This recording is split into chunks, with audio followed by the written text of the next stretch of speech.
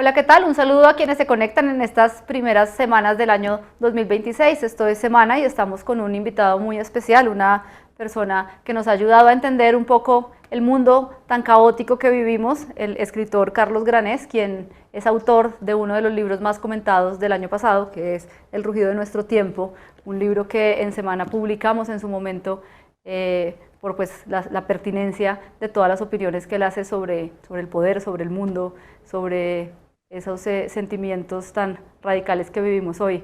Carlos, un saludo muy especial desde Bogotá. Un saludo para ustedes también. Muchísimas gracias por invitarme. Carlos, yo quisiera empezar preguntándole por lo que pues lo convocan en todas las entrevistas y es a que nos explique un poco el título de esta obra, el rugido de nuestro tiempo. A qué se refiere usted? Bueno, se refiere al ruido que hace un mundo que se desordena. Son los rugidos que oímos cuando empiezan a pasar cosas extrañas. Y yo he intentado hacer un análisis del desorden del mundo de la cultura, el desorden del mundo de la política y el desorden del mundo de la geopolítica.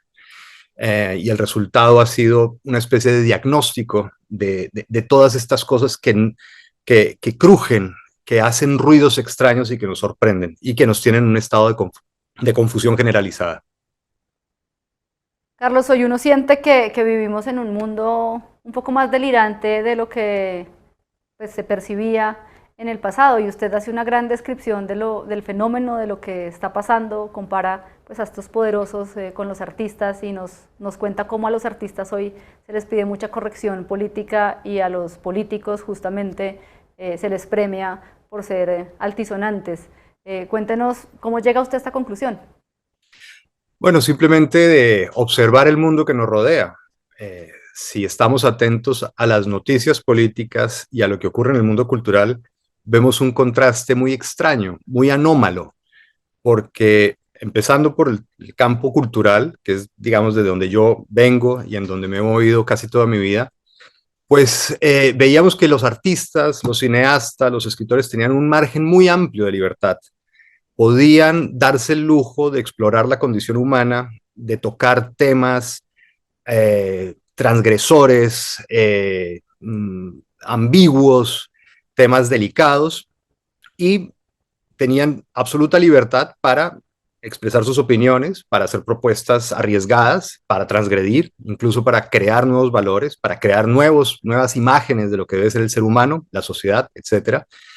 Y sin embargo, en los últimos años hemos visto más bien que a la cultura se le intenta alinear con causas morales, ¿no? Se le intenta alinear muy concretamente con el ecologismo, por ejemplo, con causas asociadas al movimiento woke estadounidense, el antirracismo, el feminismo, el decolonialismo, y en el caso colombiano, muy claramente con la paz. Se asocia la cultura a la paz, como si debería ser un instrumento para fomentar la paz o llegar a acuerdos de paz o suavizar las tensiones sociales, ¿no? Se le está adjudicando una causa, un fin moral a la cultura. Y mientras tanto, lo que vemos es que los políticos están dando el lujo de ser no solamente incorrectos, sino inmorales, e incluso apelar a las bajas pasiones, al odio, directamente al odio, para fanatizar a sus seguidores y atrincherarlos en algún bando y movilizarlos en la calle, ¿no? Tenemos muchos ejemplos, desde Donald Trump, por ejemplo, que decía que él, a diferencia de Charlie Kirk o de la esposa de Charlie Kirk, no perdonaba a sus enemigos, que él los odiaba, lo dijo directamente. Tenemos el caso de Milei, que desprecia por completo a la oposición, y el caso de Gustavo Petro también, que enarbola la bandera de guerra-muerte y señala a sus contradictores con insultos. Es decir, el odio en política se está usando de forma alevosa e irresponsable.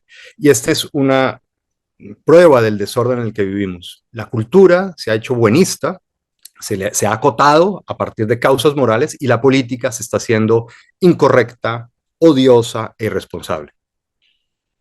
Usted en el segundo capítulo de su libro hace un retrato muy descarnado de todos estos protagonistas del desorden y comienza justamente por Gustavo Petro.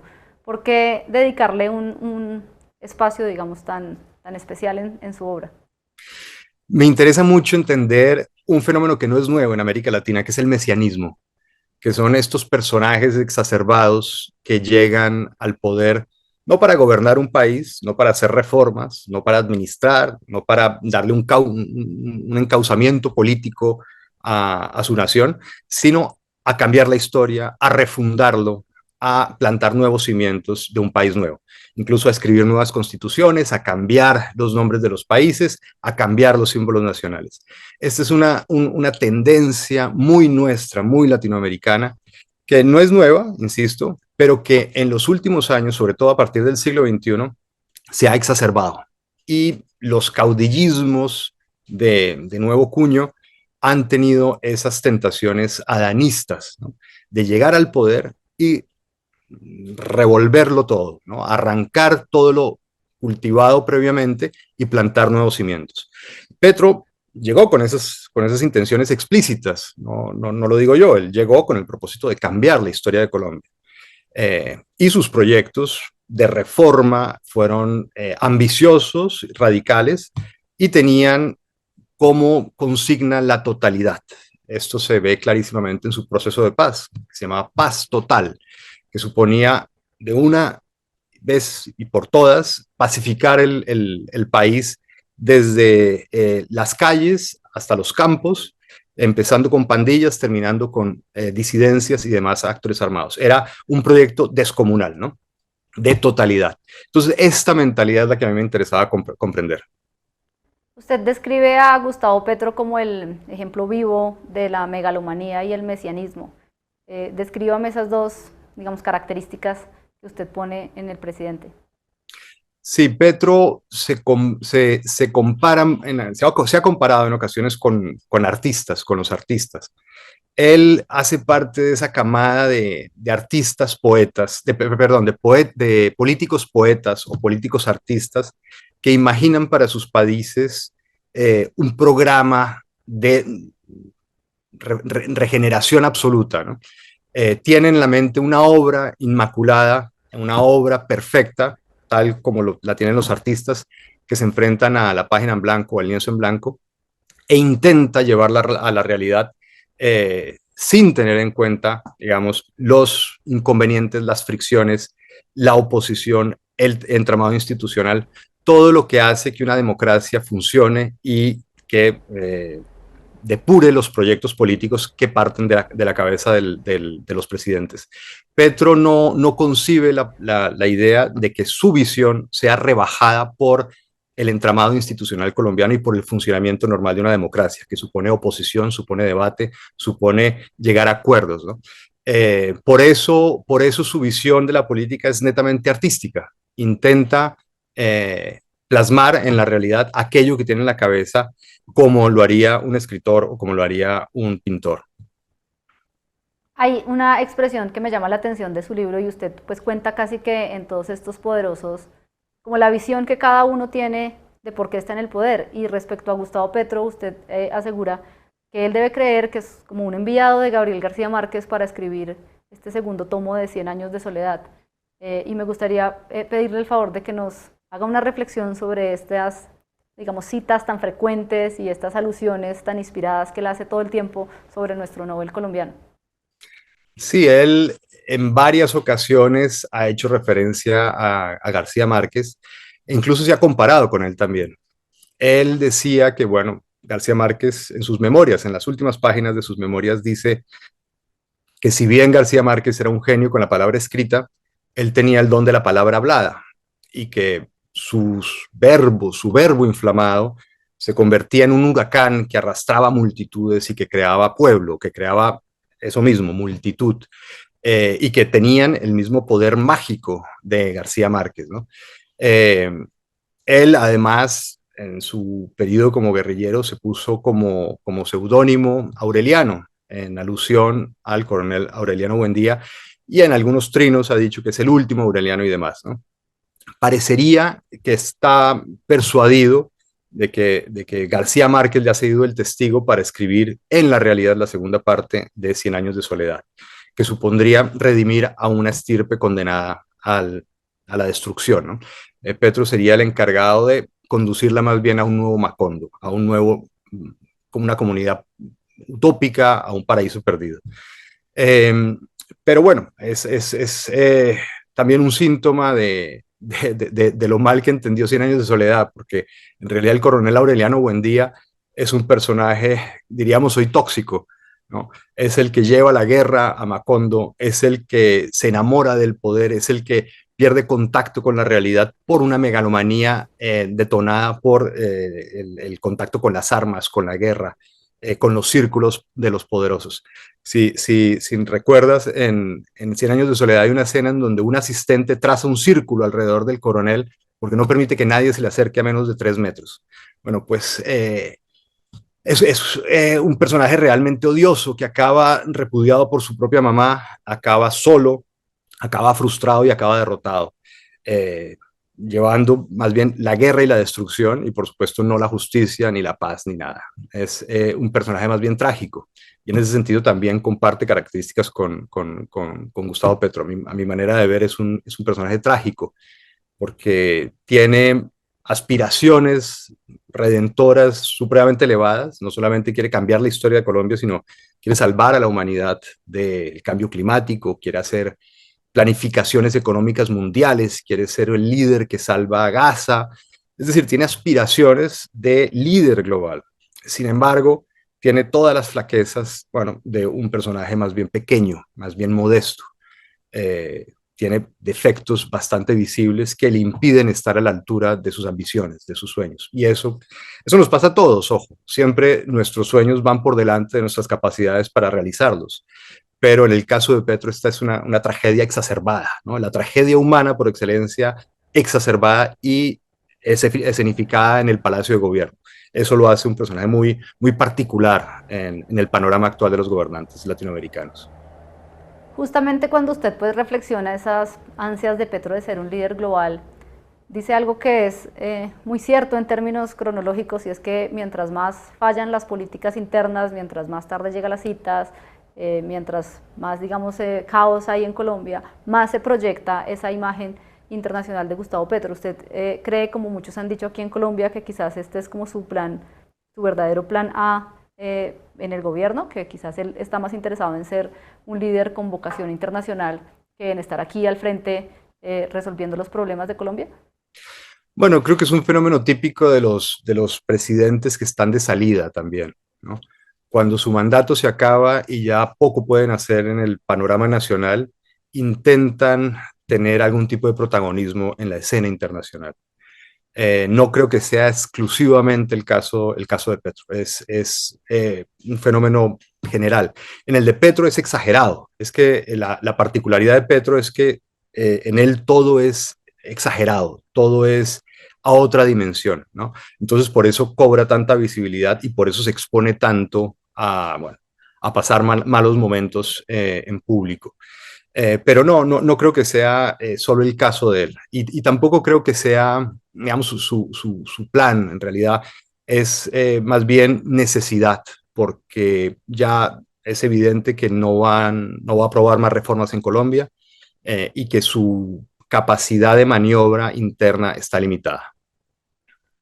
Carlos, a Gustavo Petro le quedan 7 meses de estar en el poder en este año. ¿Usted qué es lo que cree que está en juego en esto que falta?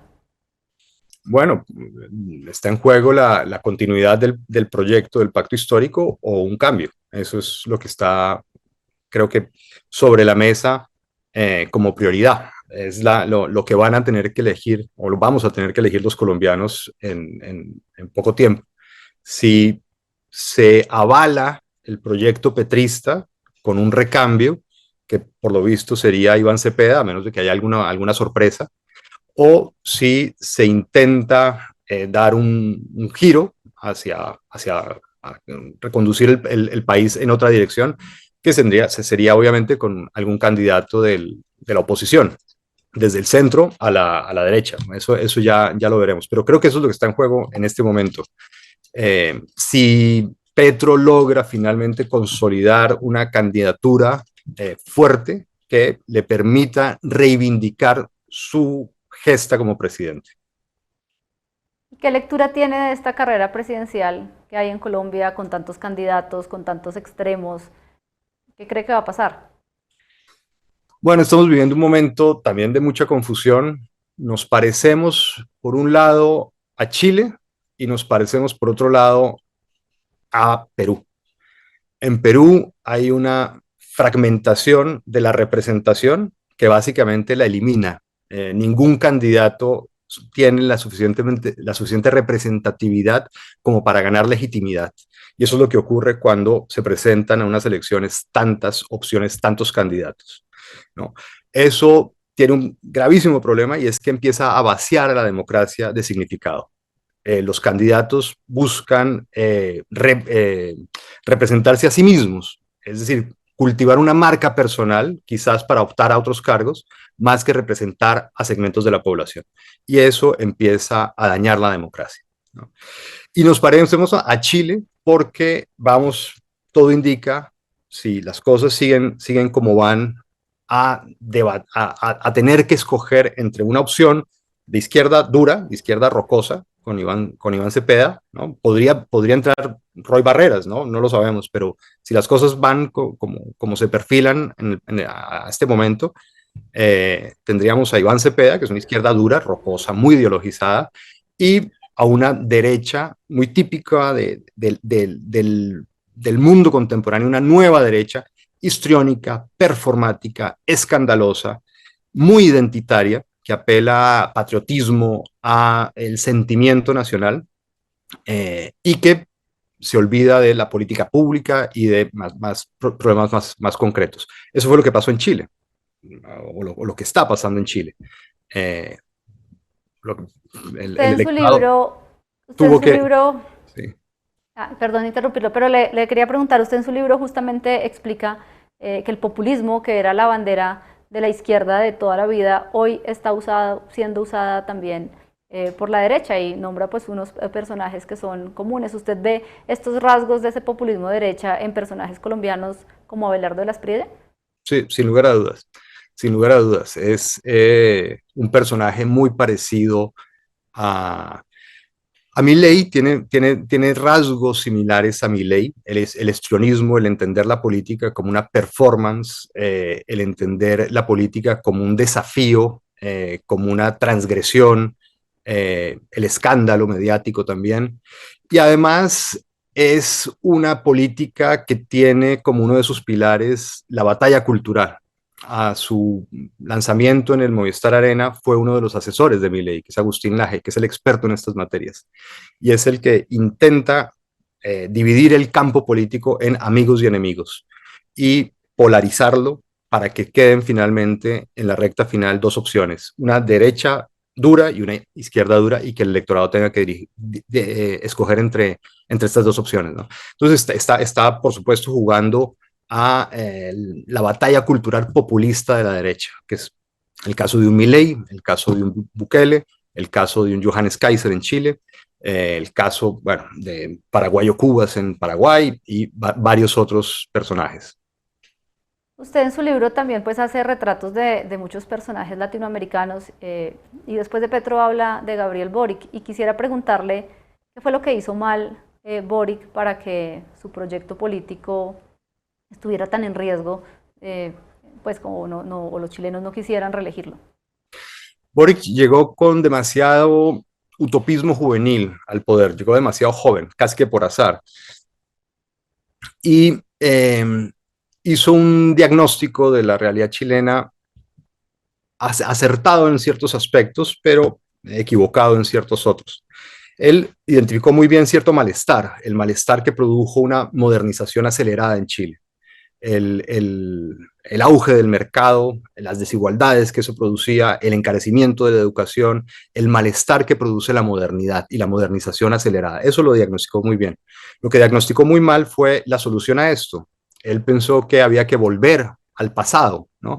Que había que volver al allendismo y rechazar, como si hubiera sido un proyecto del todo fracasado, todo el periodo de la concertación, que fue, recordémoslo, el momento en donde Chile casi que alcanza a Portugal en nivel de vida, ¿no? En donde las clases populares entraron a la clase media, en donde un enriquecimiento generalizado de la sociedad y donde mucha gente tuvo acceso a la educación, ¿no?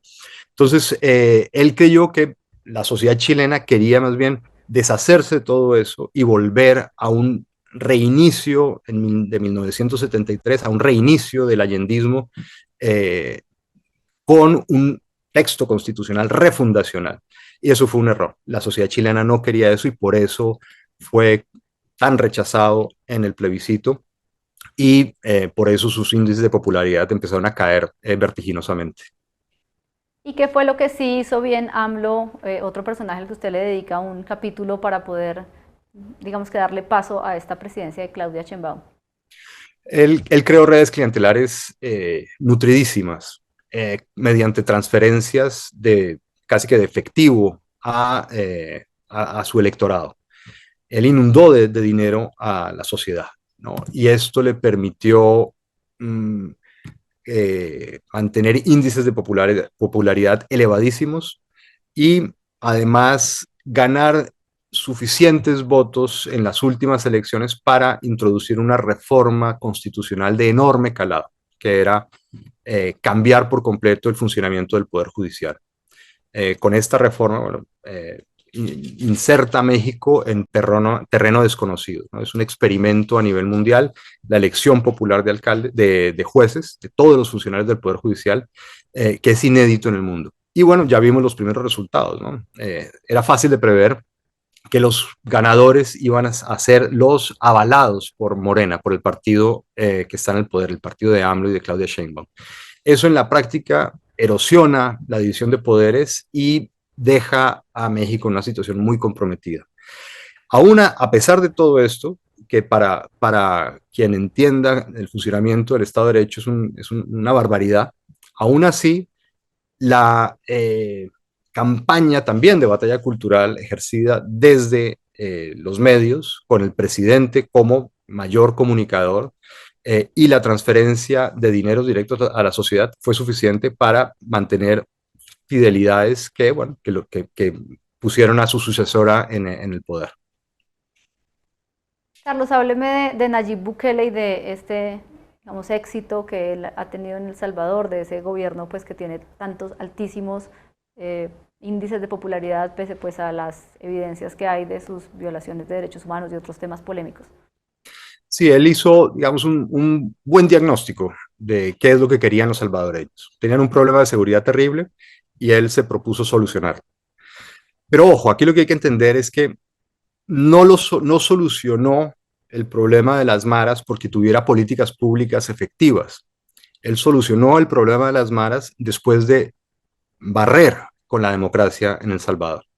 Antes de empezar esta carrera acelerada de persecución y de construcción de megacárceles, recordémoslo, él llegó con el ejército al Congreso y les dijo a los congresistas que querían frenar un endeudamiento para temas de seguridad. Les dijo que no, señores, esto no funciona así, esto funciona de otra forma y aquí se va a hacer lo que a mí se me dé la gana. Y los amenazó con el ejército, es decir, el ejército fue al Congreso. Inmediatamente después expulsó a los jueces neutrales y puso alfiles en el Poder Judicial. Y ya con el ejército amedrentando al Poder Legislativo y con el Poder Judicial capturado, pudo hacer lo que se le diera la gana. Y es ahí en donde empieza a ser muy efectivo en su pelea o en su guerra contra las maras, porque bueno, prácticamente suspende las garantías de un Estado de Derecho y se da el lujo de cometer toda suerte de atropellos que son efectivas para combatir a la delincuencia, pero que por supuesto degradan la democracia y el Estado de Derecho. Usted en su libro dice que cuando hay unos problemas de seguridad tan graves como los que se vivían en El Salvador, pues es fácil para la ciudadanía sacrificar temas tan sagrados como los derechos fundamentales a cambio de eso. ¿Usted cree que puede haber un paralelismo de eso con Colombia, teniendo en cuenta que pues en este momento también se vive una situación de orden público muy difícil? Puede estar la tentación, por supuesto. Es evidente que en situaciones de inseguridad, de violencia, quienes la padecen son los primeros que están dispuestos a hacer ese sacrificio. Pero como país no podemos hacerlo. Y la verdad es que yo creo que Colombia institucionalmente es mucho más sólido que El Salvador. Creo que hay muchas más defensas, tanto por la prensa independiente, la sociedad civil, el sector empresarial, el mismo entramado institucional colombiano, que aguanta mucho más los embates y la pugna de los caudillos o de presidentes que llegan a reforzar el poder del Ejecutivo. Entonces, la verdad, no creo que nos pase, no creo que pase eso. Puede haber la tentación, por supuesto, pero espero que el entramado institucional resista. Ya soportamos ciertos embates del petrismo con esa asamblea constituyente con la que coqueteó Petro, con esa consulta popular con la que coqueteó, que finalmente el mismo sistema colombiano las frenó. Entonces eso habla bien de nosotros, habla de los anticuerpos que tenemos frente a este tipo de tentativas. Y en el caso de Javier Milei, ¿por qué cree que su éxito no es tan apabullante como sería el de Nayib Bukele en su propia casa? Porque Argentina es una sociedad mucho más compleja, creo yo. Argentina es una sociedad muy politizada, que venía de una fuerte polarización previa y donde la balanza se había inclinado hacia la izquierda inicialmente, ¿no? Hacia el kirchnerismo. Entonces venimos de un kirchnerismo que no acaba de morir, que todavía tiene bases muy fuertes, y eso evita que Milei pueda imponer su proyecto como lo hizo Bukele, ¿no? Argentina, por supuesto, es una democracia mucho más sólida, tiene instituciones mucho más consolidadas, y eso también crea anticuerpos que impiden este tipo de mesianismos o impide que los mesianismos se apoderen finalmente de todas las estructuras del Estado. Milei tiene elementos muy mesiánicos. Él, posiblemente, si fuera por él, haría cosas aún más salvajes de las que ya hace, pero la institucionalidad argentina no se lo permite. Carlos, yo quiero preguntarle también por Donald Trump, que quizás pues es como el papá de todos estos personajes y que pues al ser el presidente de los Estados Unidos es pues quien más impacta al mundo. Él obviamente tiene también pues esta personalidad mesiánica, pero ha tenido sus éxitos, como por ejemplo resolver el conflicto en el Medio Oriente, estar digamos como un jugador clave en otros grandes temas del planeta. ¿Usted cómo lo lee a él? Es un personaje muy desconcertante. Recordemos que siempre en América Latina los que defendíamos la democracia liberal, independientemente del gobierno que hubiera en Estados Unidos, si fuera republicano o demócrata, si nos caía bien o mal el presidente, teníamos cierta fe en el sistema estadounidense, ¿no? En la solidez de las instituciones y de ciertos principios políticos estadounidenses. Con Trump eso se ha difuminado mucho. Es curioso porque él, al igual que Petro, se siente de alguna forma un oprimido que debe liberar al pueblo de instituciones que lo esclavizan. Es curiosísimo, pero tienen discurso bastante parecido. Por eso, cuando él perdió las elecciones contra Biden, aseguró que había un deep state o un estado profundo que lo estaba persiguiendo y que lo había convertido en víctima y demás, y que además no solamente él era la víctima, había que limpiar al Estado, a las instituciones de esta gente que estaba actuando en contra de los mejores intereses del pueblo norteamericano. De modo que era también un emancipador, y un emancipador desde el Poder Ejecutivo empieza a pelear contra las otras instituciones del Estado porque no las considera legítimas. Entonces, Trump ha peleado con los jueces, ha peleado con la Reserva Federal, ha peleado con una cantidad de instituciones que le daban estabilidad a Estados Unidos y que pensábamos que eran intocables desde el Poder Ejecutivo. Lo estamos viendo. Eso nos pone en una situación muy compleja porque ha convertido a Estados Unidos en un actor un tanto impredecible. Y además Donald Trump juega con ese elemento de impredictibilidad. Algunos hablan de una estrategia del hombre loco, ¿no? De decir, de no saber nunca leer para dónde va Trump para poder forzar las situaciones hasta el último minuto y salir con ventaja.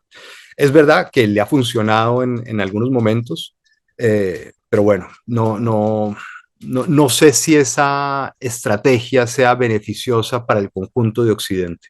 hay algo que está cambiando y que es preocupante, sobre todo para un continente como América Latina, y es que el multilateralismo que le había dado estabilidad a Occidente desde la Segunda Guerra Mundial, está erosionándose y estamos pasando a un mundo multipolar, en donde las potencias regionales ejercen su potestad dentro de sus áreas de influencia. Eso para un país, para un continente como América Latina, que es débil económica y militarmente, es riesgoso porque nos deja un tanto indefensos. Nosotros, sin legalidad institucional, sin el amparo o el paraguas de los organismos multilaterales, estamos muy indefensos. Carlos, ¿uno siente que después de la Segunda Guerra Mundial había como, el mundo había quedado como con unas patas que le daban fortaleza frente a la locura o frente a los desmadres? Y uno de estos era precisamente los organismos multilaterales, las Naciones Unidas. Otro considero que era Europa, un continente que hoy digamos que está muy desdibujado del poder que había tenido en el pasado. ¿Usted cómo cree que Trump ha logrado como herir esos bastiones que tenían las democracias y que tenían Occidente, y cuál es el riesgo que ve hoy en eso? Bueno, pues Trump nuevamente se consideraba una víctima de Europa, o consideraba que Estados Unidos había sido una víctima de Europa, que todos los acuerdos comerciales jugaban a favor de los países europeos y en detrimento de los intereses norteamericanos.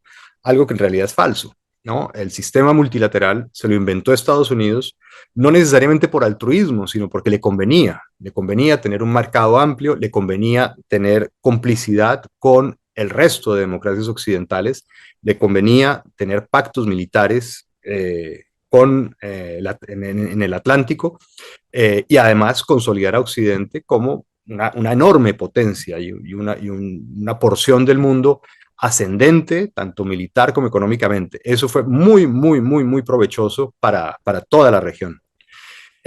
Sin embargo, bueno, hay un elemento nuevo en este panorama que es China. El ascenso vertiginoso de China, tanto económica como demográficamente, que tiene muy asustado a Trump y a los Estados Unidos. Y este giro hacia lo multipolar en lugar de lo multilateral puede explicarse como un intento desesperado de frenar a China, ¿no? Eh, ¿Le va a funcionar? Pues no lo sé, la verdad no lo sé. Lo que sí está causando ahora es un desorden tremendo, una desconfianza muy fuerte entre Estados Unidos y Europa, y un cierto abandono de responsabilidades que tenía Estados Unidos como potencia global. Lo vemos en Ucrania.